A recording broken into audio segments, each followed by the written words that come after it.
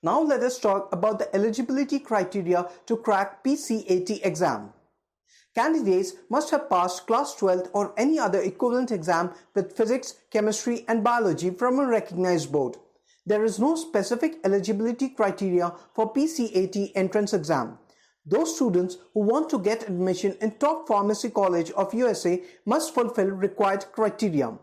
Now we will discuss the exam pattern for PCAT exam.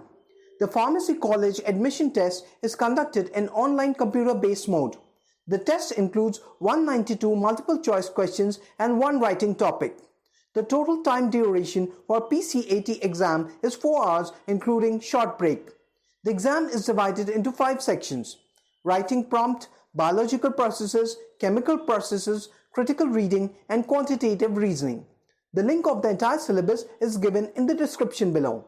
So if you value the content of our video, please like, share, subscribe to our channel.